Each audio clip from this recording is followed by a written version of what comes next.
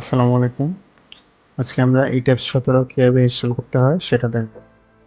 ETABS 17 install করার ২ টা process. প্রথম হচ্ছে ইনস্টল করা, তারপর হচ্ছে সেটাকে ক্র্যাক করা। তো আমরা প্রথম স্টেপে যদি যাই, আমাদের শুরুতে যে জিপ ফাইল আছে সেটা ওপেন করে ফাইলটাকে আগে আনজিপ করতে হবে। আনজিপ করা শেষ। এবার ফোল্ডারটা ওপেন করব। তারপর এখানে যে ইনস্টলেশন ফাইলটা আছে, ইনস্টল ইয়েস যা যা চায়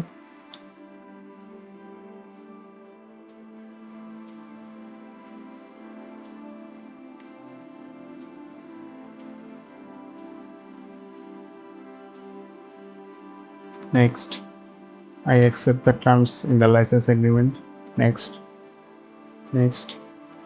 এখানের যে টিক চিহ্নটা দেওয়া আছে এটা আমরা টিক চিহ্নটা উঠায় ফেলবো, মানে আনচেক করে দেব। এটা খুবই গুরুত্বপূর্ণ। নেক্সট। ইনস্টল। মানে আমরা কিছুক্ষণ অপেক্ষা করব। এই ফাঁকে আমরা দুইটা ফোল্ডার বানায় নিব। প্রথমটার নাম হবে মেইন, আর পরেরটার নাম হবে র্যাক।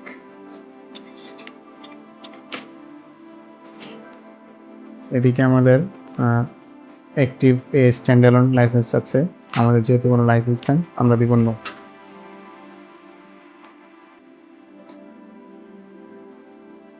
একটু অপেক্ষা করি।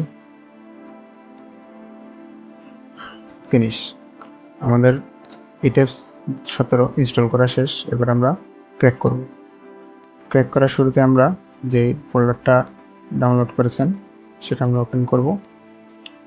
এখানে যে ক্র্যাক ফাইল আছে এটা আমরা কপি করে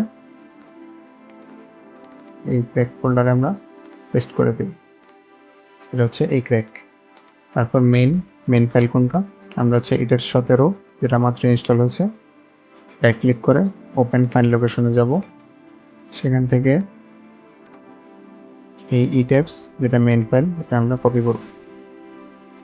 কপি করে মেইন যে ফোল্ডারটা আছে সেখানে পেস্ট করে দেব। এবার ওপেন ইন ফাইল লোকেশনের পরে যে জিনিসগুলো আছে সেখান থেকে আমরা CSI native image chain right click করে রান এজ অ্যাডমিনিস্ট্রেটর দেব। তারপর এখানে যেই কমান্ডটা আসবে, যে ফাইলটা আসবে, আমরা প্রথমে চাপব F4 একবার, দুইবার। আমাদের প্রথম কাজ শেষ। এখন যেই ক্র্যাক ফাইলটা ছিল সেটা আমরা কপি করব। কপি করে ইনস্টলেশন ডিরেক্টরিতে পেস্ট করব। কন্টিনিউ। তারপর আবার ব্যাক আসবো এখানে। এবার আমরা দেব F3। এবার আমরা কিছুক্ষণ অপেক্ষা করব।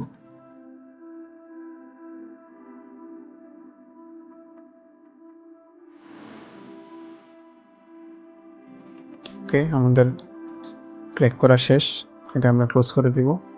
আর লাস্ট যে মেইন ফাইলটা আমরা কপি করেছিলাম সেই মেইন ফাইলটা আবার আমরা আগের জায়গায় এনে দেব।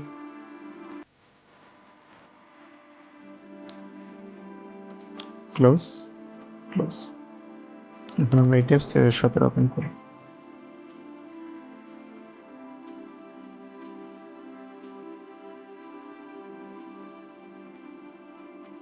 ওকে, আমাদের ETABS ইনস্টল করা এবং ক্র্যাক করা খুবই শেষ।